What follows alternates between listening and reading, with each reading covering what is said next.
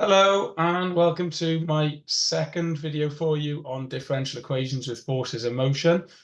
Hopefully you've watched the first one by now. If you haven't, I highly recommend you go back and watch the first video I've done on this, okay, before you go into this one, because this one is quite a lot more difficult with a lot more going on.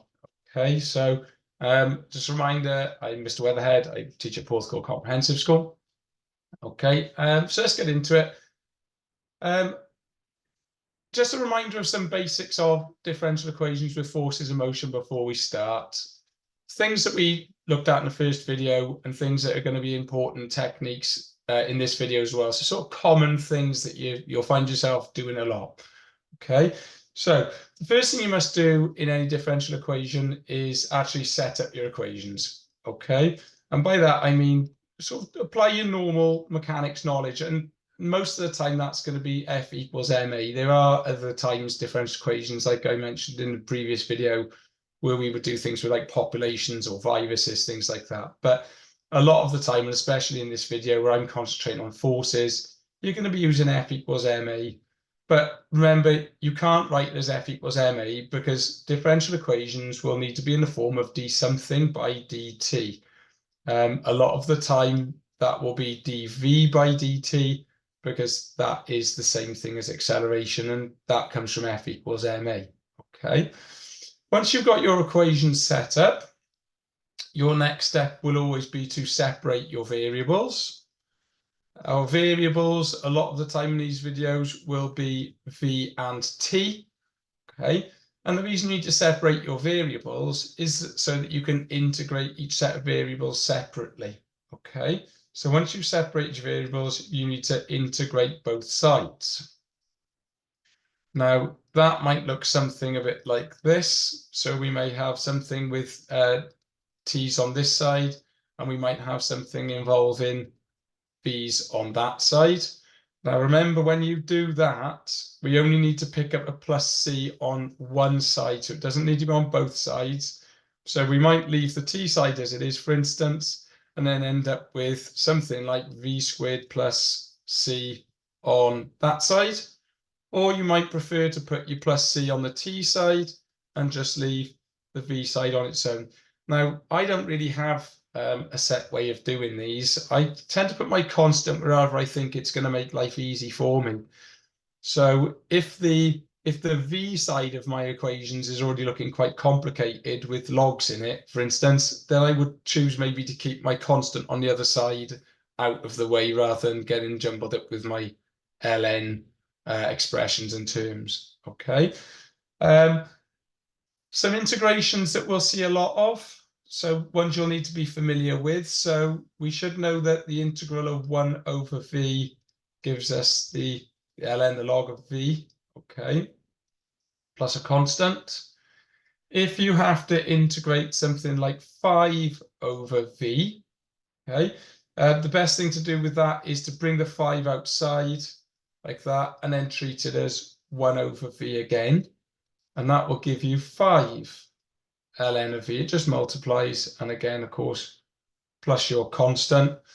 And the trickier one, and this is where I see a lot of errors with my own pupils, if you've got something in the form of 1 over, and then I'll keep it in terms of v, so like av plus b, so maybe 3v plus 2, for instance. What you've got to remember there, and it's the sort of reverse of the chain rule, and you can prove this by differentiating ln, you end up with like this little coefficient outside, which is 1 over a. So that a value there comes out in front as a sort of a reciprocal 1 over a, and you still get your ln, and it would be still av plus b, and of course your constant. Okay, so if I give you a sort of numerical example of that, so if I've got something like 3v plus 2, I would, this 3 here would come outside, so 1 over 3, and then the ln of 3v plus 2 and your constant. Okay, we'll see that one quite a lot in this video, so make sure you're aware. And it's worth learning that as a general rule, a general solution when you're integrating. Okay. A little bit of logs knowledge is handy. So one that we'll see a lot is when we got two expressions, both in terms of ln of something. If you can get them both on the same side and write them in this format, so the ln of something minus ln of something else, you can combine them. It's called the quotient rule into a single fraction like that. You'll see that a lot in this video. Okay. And just as a final step, say you've got something like, for instance, 3t is ln of, how to make up something here, 4 over 2 minus v. And you want to have v as the subject there. Okay, so in other words, we want to sort of release this from the log here. The way to do that is to raise both sides using these. So that would become e to the power of 3t there. And then that ln would disappear from there, and you would just be left with 4, 2 minus 3. And then from there, it would be just standard rules of rearranging. Okay, you could put the e over 3, e to the power 3t down as your denominator, and the 2 minus 3 would come up on the left-hand side. Okay, so all of those things there, all of those little minor little skills and methods, they're all in these questions that you're going to see in the next sort of 30, 35 minutes. I'm just going to take you through hopefully 3 big questions if we've got time. Okay, 2 of them are horizontal problems, and then at the end I've got a vertical problem for you. It's the same thing really, just a few things to be careful of. So I'd like to show you one of those. So if we get going then. So our first problem here, it's in horizontal direction. We've got a 60 kilogram mass under the action of horizontal force of 1,800 newtons. We've got a resistance of 120 V. So meaning that as the velocity increases, the resistance increases. Eventually there will come a point where the resistance is equal to the 1,800 newtons and we will stop accelerating. And that's actually part B. So we can do that from our differential equations, and it's a nice simple check we can do. We've also got some initial conditions here. So at time t equals 0, the particle is moving with velocity a, and that'll be handy later on when we actually come to do our integration and finding some constants. Okay, so let's get started then. I can scroll down here. This is what we're trying to prove. So that's nice, but it's a show that you obviously can't start with that. We're going to start with F equals ma because we've got forces and we've got masses. So the positive force, if we assume that it's going to accelerate in this direction, is the 1,800 newtons minus the 120 V, and that equals ma. Well, the mass is 60, but we don't write a, we're going to write dv by dt. Okay.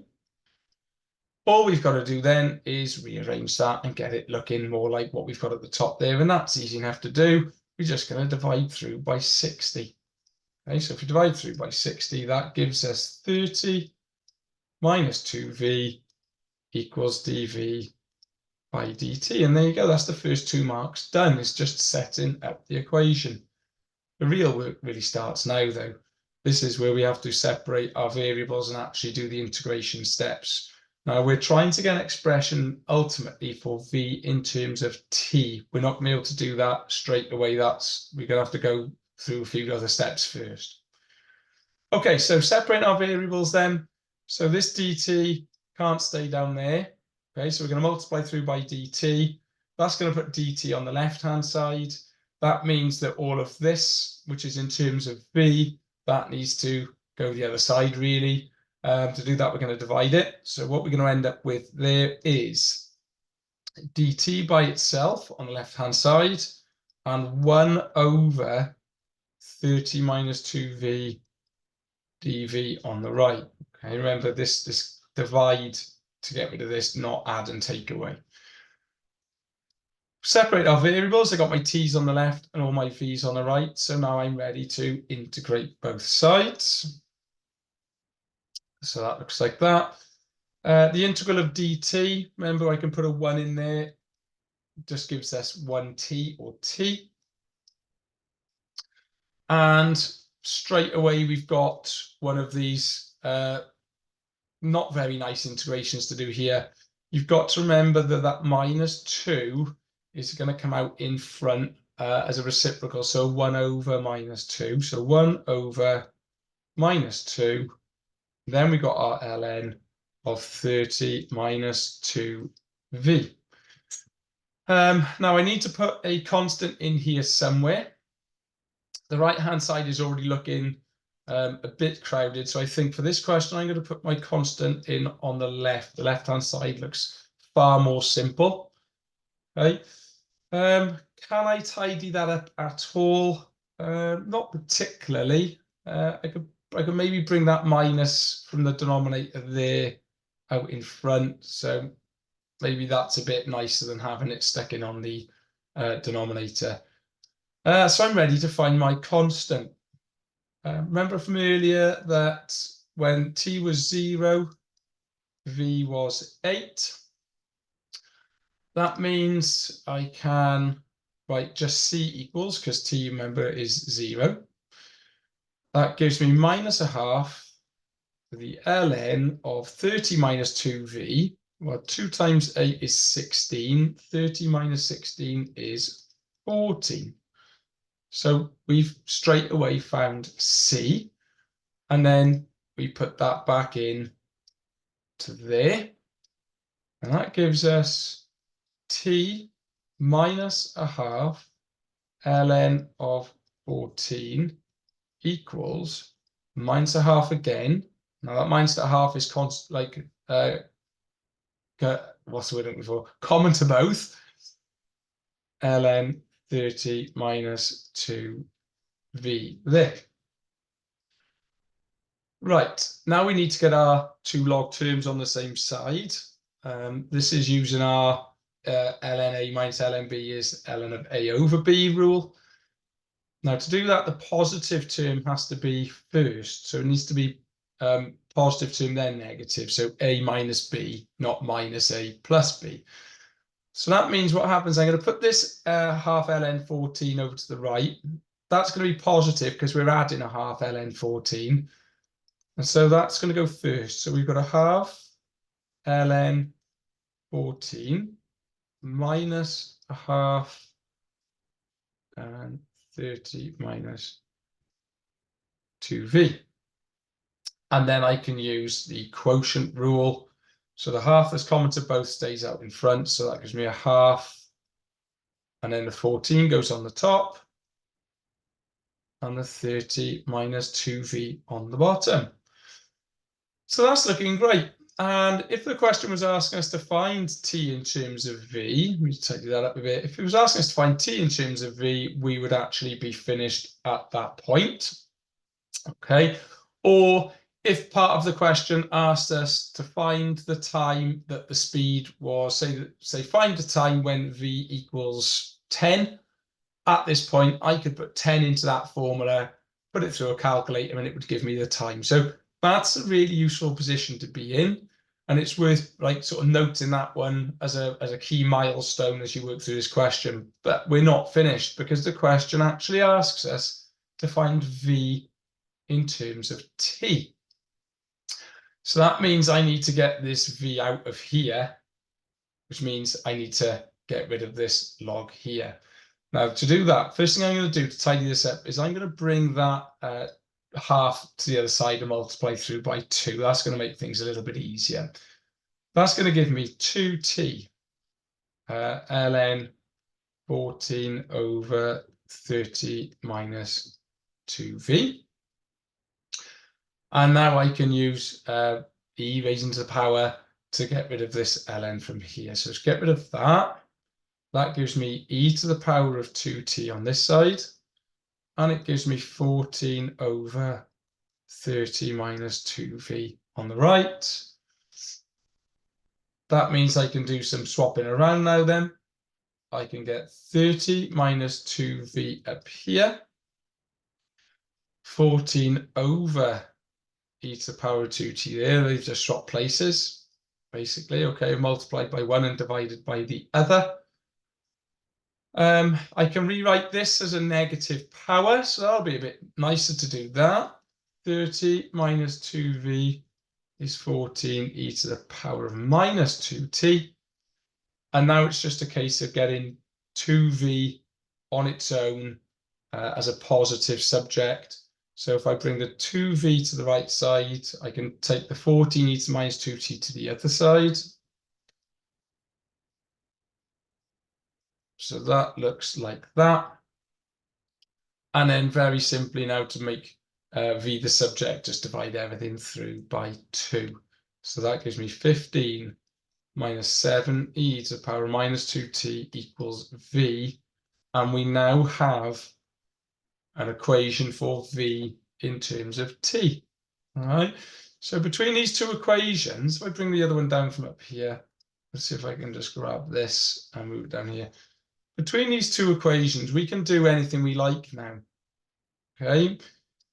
If we've got a known value of v, we can use the one in purple to find the matching value of t. And if we've got a known value of t, we can use the one in red to find a known value for v. Okay, so we've got this problem fully solved now. In this question, it doesn't actually ask us to find any values of anything. It just asks us to determine the limiting value of v. Now, if you look at this one in red then here, to determine the limiting value, we're saying, like, what is the maximum that v can get to? Well, as t increases, if we think back to this original problem, we said as v increases, the resistance increases and the acceleration slows until eventually the resistance is equal to the driving force of 1,800 newtons. Well, looking down here, what's going to happen? We've got this fixed value of 15, and we're taking away 7e to the power minus 2t. As t increases, so as this gets bigger, the value of this entire term is going to decrease, okay? Eventually getting close to, but never quite 0. So what you'll end up with eventually is 15 minus something very, very close to 0, which means our limiting value is going to be 15 meters per second. If I go back up, does that make sense in our original diagram? So if v was 15 meters per second, 120 times 15 is, as you'd expect, 1,800 newtons. So at this point, when v hits 15, this block will stop accelerating and now travel at a constant velocity, okay? Or gets very, very close to 15 at least. If I was going to graph that out, based on what we know in this question, so remember we know that, or we knew that at the beginning when t was 0, the velocity was 8. And we now know that we've got a sort of an asymptote, if you like, at 15. So if I put a little dashed line in there to represent our sort of theoretical maximum, shouldn't be an arrow, that should just be a line. The graph would look something like this. Okay, and get very, very close to 15. So that's our velocity and that's our time. Okay, if you ever have to asked to draw it out. So acceleration initially is okay because v is low, which means the resistance is low. So we accelerate quickly to start with. But then as v increases, remember, our acceleration starts to diminish until eventually we sort of plateau out, like I say, at this theoretical maximum value here. So that was a 9-mark question. They do take a while, okay? The next one, I've got another horizontal one. Now, what you may want to do this time is to pause the video and maybe try and do it the next couple of steps yourself and get ahead of me and see if what you do matches up with what I do. There may be slight differences, so how you may write something might be different, or depend on where you put your C value, you might do things slightly differently. That won't give you a different constant. It'll just, how you get it will be different, okay? So following our steps, and I've got my diagram. Remember, step number 1 is to actually set up our equations. So using F equals ma again, we've got this time a attractive force or a driving force of 500, a resistance of 100 V, okay, and that equals 1,200 dV by dt. This is my MA side. Okay. We could divide through by 100 easily enough. That would give us 5 minus v equals 12 dv by dt. And then all they've done, look, to get this up here is they then divided through by 12. So 5 minus v over 12 equals dv by dt to get the first couple of marks. And even if you weren't able to do that, you have been given it, so you should really be able to carry on with part B, even if you weren't sure where they'd got that from in an exam. Okay, so there's part A. We've managed that. And now it's on to part B, which is finding, again, V in terms of T, which means I know already that I'm going to have to be working with E's at the bottom, but that's later on. We've got to get through all our steps first. So separate our variables, step number 1. So if I start over here, that gives us, we take that, well, if I kind of undo a step here, I'm going to take that 12 back over, I think. And that'll give me 12, so let's put this way now. So 12 dv by dt is equal to 5 minus v. Okay. The dt is going to come up, which means the 5 minus v has got to go underneath. So that gives us 12 over 5 minus v equals dt. Because remember, that can't stay there because that's in terms of v. It's got to go on the dv side of the equation. The best thing to do with that is to take, let's have a look. Yeah, I think we're going to take that 12 out, aren't we? So we're integrating both sides here. Let's take the 12 out. That's going to leave us with 1 over 5 minus v. Okay, dv and dt, that side. Now, this is not the easiest thing to spot, but we've got, as I showed you in the first slide, so let's go back. Whoops, not that one. We've got a situation here. Look, we've got one of these, except it's quite easy to miss. Where we've got this number in front here, this 3, remember that comes out there. If I go back to the one we're working on, we do have that situation because we've got a -1 in there.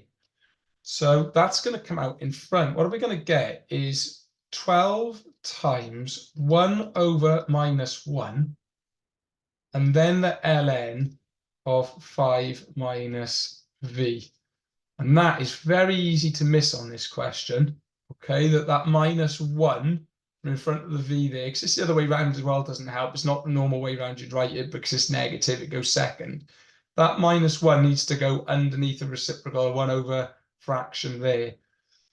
And that's going to give us a t on that side. I think I already decided I'm going to put my plus c over there because the left side is already quite complicated. If I tidy up the left-hand side, that fraction is essentially -1. So that's going to give me -12 ln of 5 minus v equals t plus c. Okay. A lot of people would already have gone wrong here because they would forget to bring that -1 out in front on the bottom of the fraction. Okay. We must have some initial conditions up here, so let's have a look. The car moves under an action. Oh, it's initially at rest. There you go. Had it underlined. So t equals 0. That means that v equals 0. That should make life a little bit easier for us. So t equals 0, v equals 0. So that's going to go to 0.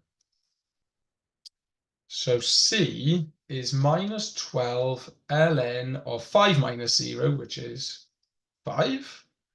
And I can put that back in now then. So -12 ln of 5 minus v equals t -12 ln 5. Okay. Now I'm ready to put all of my log terms on one side and hopefully tidy them up using our quotient rule. So if I leave t on its own on the right, I'll put that -12 ln 5. I'll add that to the other side. That'll give me a positive term. So that gives me 12 ln 5 minus 12, 5 minus v equals t. Okay, I've got positive first, negative second. The 12 is common to both, so that comes out in front. 12, and then 5 minus 5, well, 5 over 5 minus v. Okay, I'll put a little box around that because, as I mentioned in the previous question, there may be questions. Let's have a look. We asked to find one. Calculate the time calculate the time taken for the car to reach a speed of 4 meters per second. I will be using that equation later on to do that. Okay. In fact, I could just do it now. So if I kind of break off over here somewhere. So we're trying to find the time when the velocity is 4. So t equals question mark when v equals 4. So t equals 12 ln 5 over 5 minus 4. So it's 5 over 1, isn't it? If you put that into a calculator, you get 12 ln, basically 5 is 5 over 1. T equals 19.3 seconds. So I've done part C already there, look. Okay, so once you've got to this stage of t equals, that can be important even if it's not our end goal. Our end goal, remember, is to get v in terms of t. So we do need, again, to just keep going. Okay, so how are we going to get v out of there? Let's take the 12 to the other side. So let's divide through by 12. So 5 minus v gives us 1/12 or t over 12, doesn't it? Let's do t over 12 like that. Then I can get rid of ln by putting e to the power of t over 12. Carefully write that down. It does actually look like it's all in the power. I can multiply through by 5 minus v and divide through. So basically these can swap places. So that gives me 5 over, now this isn't going to be the nicest way of writing this just yet. So t over 12, and that's going to give us 5 minus v. I can write that with a negative power. So that gives me that, 5 minus v. And then all I need to do is add v to the left. I can take this whole term to the right. That's going to give us, so v equals 5 minus 5e to the power t, or minus t over 12. And we now have expressions for t in terms of v and v in terms of t. Does it ask us to find the limit in speed? Yes. So, I mean, it's a very, very similar equation to what we had on the example before. So if I scroll down here, we had 15 minus something in terms of e to the power of minus something t. And this time we've got 5 minus e to the power of something with a minus t in it. It's the same rule again. As the time increases, okay, this whole value, this whole term here is going to decrease. So our limiting value is going to be 5. Okay, limiting value of v is 5. And if I put that back into my diagram, that does make sense because 100 times 5 is 500. And my forces are in equilibrium. We're not going to get any faster because acceleration at this point now would be 0. And if I graphed it out again, this time we started from rest. So we've got v and t. We've got a limiting value at 5. And it would look something like that. Okay, starting from rest this time, a high value of acceleration initially when v was low, and then our acceleration slows as we increase our speed. There you go. So there's two horizontal questions. You can see the similarities. In a lot of ways, you can just learn a method for these questions. The steps are fairly common in all questions. Okay. And the last one I've got for us in this video then is a vertical problem. And the difference here now is because we're working vertically, we're going to have to include weight as well as other resistances. So let's have a read through what we've got. We've got a particle of mass 6 kilograms is projected vertically upwards from a point A with a speed of 24.5 meters per second. So it's going upwards initially at 24.5 meters per second. When t is 0, put it over here. So when t is 0, v equals 24.5. Up is positive in this question. I don't think we need to come back down yet. We're only going up. So I may as well set up as positive. I don't need to worry about the way back down. We've got a resistive force, so like air resistance of 3v acting on this particle. So 3v. Now, initially, that's going to be high because v is 24.5. But as our particle slows down this time, this is the opposite of our previous two problems, we're going to slow down. And as we slow down, the resistance is going to decrease. Okay. Now, because we're working vertically, that's not the only force stopping this 6 kilogram block from traveling upwards. We've also got its own weight. And its weight is 6 times 9.8, which is 58.8. So we've actually got two resistive forces. I mean, they're combined, they're added to each other, but in fact they are both negative forces because they're slowing us down, so they're kind of taken away and combined. If we try and set up our equation then, so using F equals ma, remember we're saying up is positive, so what have we got? We've got minus 58.8, that's a negative force. We've got minus 3v, and that equals 6 dv by dt. What can we do there? Well, we can, well, they've got 2 in there as luck, so, and we've got 6. So it sounds like they've just divided through by 3, doesn't it? So if you divide everything through by 3, that goes, that goes, that goes. That'll leave us with, I hope, yeah, minus 19.6, dividing that by 3, minus v equals 2 dv by dt. So it's the wrong way around, but we've done the first part of our question there. We've got that v satisfies the equation 2 dv by dt equals minus 19.6 minus v.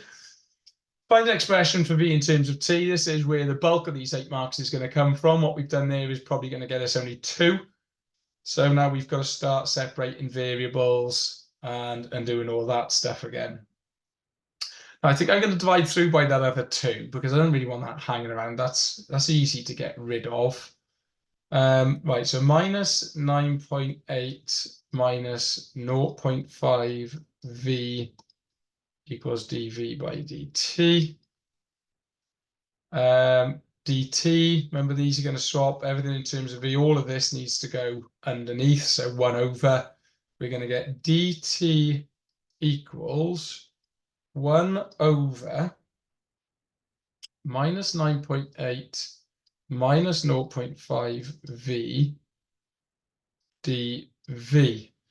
Now, I'm not the biggest fan of those negatives on the bottom there. I feel like I don't want to work with negatives. So I think what I'm going to do at this point is I'm going to divide through or multiply through, doesn't really matter which way you do it, by minus 1. Now that's going to seem like a bit of an odd step, but what that's going to do, it's going to give me a minus dt there. But what it's going to do is going to turn everything here positive. So plus 0.5v dv. And I think that's actually going to reduce our chances of something going wrong with signs later on. I'd rather have a negative over here. Right, if I integrate both sides, we're going to get, so if I put a 1 in there, we're going to get minus t equals, don't forget about this coming out in front. So we're going to get 1 over 0.5 ln 9.8 plus 0.5 v. I need a plus c in here somewhere. This is a mess already, so I think I'll put it in on the left-hand side with a minus t. Now, you can't have a minus t, but it does make a lot of the maths here much more straightforward. More importantly, it's going to reduce the chance of us like missing a minus when we start manipulating the right-hand side with our logs. Okay, so I'd rather keep this positive if I can. To find our constant, we know that when t was 0, v was 24.5. Now, minus t is not going to matter here, is it? Because it's going to 0 anyway. 1 over 0.5 just gives us 2. So that's going to be 2 log 0.5 times 24.5. What's that going to give us? No, plus 9.8 as well, isn't it? So hang on. So 9.8 plus 0.5 lots of 24.5. That's going to give us 22.05 inside the bracket there. So 2 ln 22.05. And if I substitute that back in again now, that's going to give us, go back to blue, minus t plus 2 ln 22.05 equals, and I'll change that to 2 again. So let's just change that to 2. 2 log 9.8 plus 0.5 v. As before now, it's get your logs on the same side. But this time, when I move this one over, this one is going to go negative, isn't it? So that's going to go after. This one's already positive, so this is going to go first. So we get minus t equals 2 log 9.8 plus 0.5 v minus 2 log 22.05. And if I use the quotient rule for that, that's going to give me t equals, do we want t? Maybe we're better off putting t back to positive at this stage. So that's going to give us, we've got a choice here. Minus t is 2 log, I can have it this way round. If I put it like that, like those, okay. Or what I can do at this point, I could, if I want to turn t back to mean something positive, I can swap everything around. So if I break off over here, what I can do is I can get t as positive, and then what I need to do is switch these around. So this one will go negative, this one will go positive. So that'll be 2 log 22.05 minus 2 log 9.8 plus 0.5 v. And I can put my fraction then the other way round. All it does, okay, swap the numerator and the denominator around. So 9.8 plus 0.5 v. Which might actually be easier if we've got to find values of t. But we've got a choice, okay? It doesn't really matter which one either. The same thing. It'll just, if you get a negative value of t, you'll just have to remember to turn it positive if you use that one, okay? Do we need to do anything with that equation? Determine the time when a particle reaches its maximum height. Yeah, so we do. Remember, at maximum height, you learned this in AS. When you get to maximum height, v equals 0. So we are actually being asked to find here the time when v equals 0. I could do that now. If I do that over here, so the time would be 2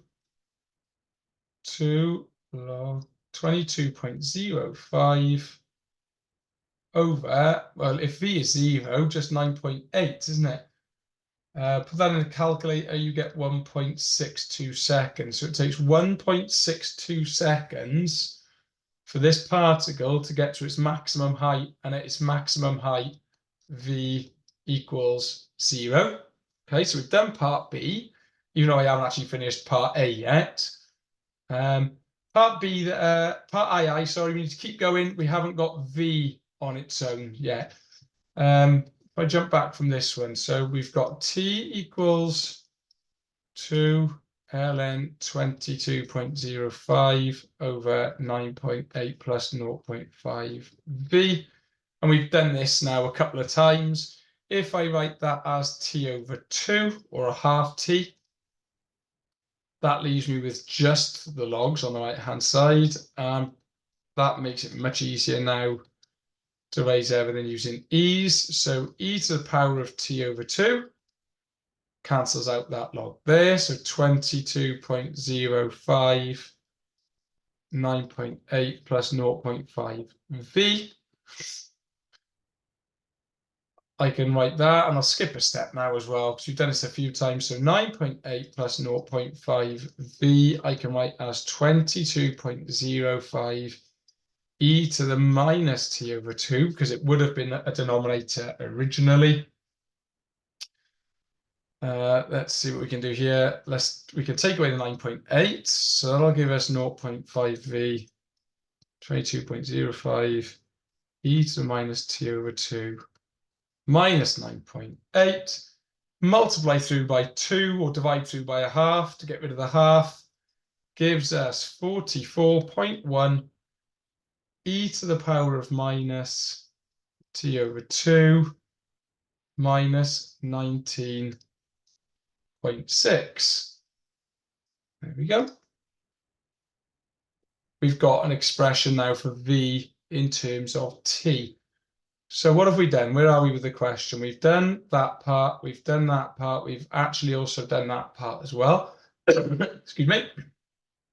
Part C, we need to find an expression for x in terms of t, where x is the distance or displacement.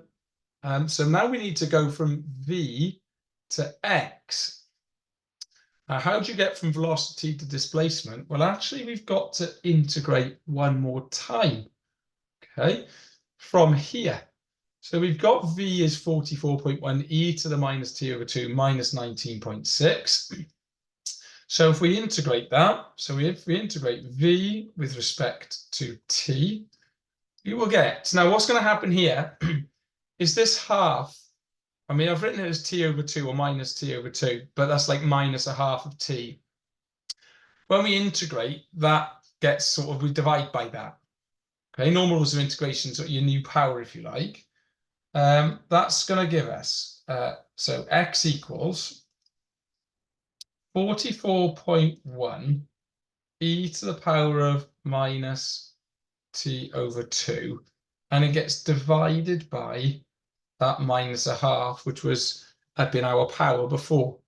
Okay, you'll have done this in pure, how to integrate with e. Everything else stays the same.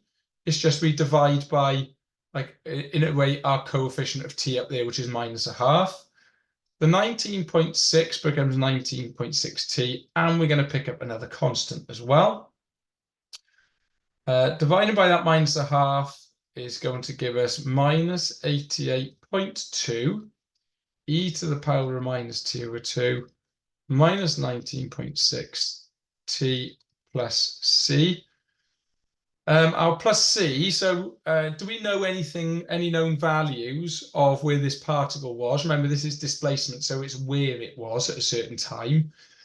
Well, we're measuring from point A, and we were at point A when we started. So when t was 0, x was 0 as well. We hadn't actually moved. We had velocity, but we had no displacement. So when t is 0, x is 0. So that gives us minus 88.2 e to the power 0, minus 19.6 lots of 0. That's going to give us our plus c is going to need to be 0 as well. So x equals minus 88.2 e to the power of minus t over 2 minus 19.6 t. So for that extra little 4 marks at the end there, we just had one more bit of integrating to do that got us from having v equals to having x equals. Over the 2 videos then, I think I've covered all of the things, all of the basics, all of the steps, all of the skills you'll need to handle a differential equations problem, which is to do with forces and motions and particles. Okay, so remember, like, set up your equations, separate your variables, integrate both sides. You need to be familiar with integrating and getting logs. You need to be familiar with the rules of logs, with your quotient rule when you put your logs on the same side. You've got to be happy to go from having logs to e's as well, okay? But as you've seen, I mean, all of these were exam questions at one point. They've all got a similar strategy to them, and the steps you follow is very similar every time. Now, there is another whole set of differential equations which you need to cover as well, and with populations and viruses. And actually, the only thing that's different on those is the setting up the equation itself. Because whereas we've been using F equals ma a lot, you'll have to use things like direct proportion or inverse proportion to set up your initial equation. But then after that, a lot of the skills, a lot of the steps are actually the same. Okay. Now, I don't have time to cover those in this video, maybe another time. But yeah, have a look at those, either with a pure teacher, your mechanics teacher will be able to do them as well. But hopefully that's been helpful to you, and it'll give you at least a good starting point for differential equations with forces and motions. And I'll see you again soon.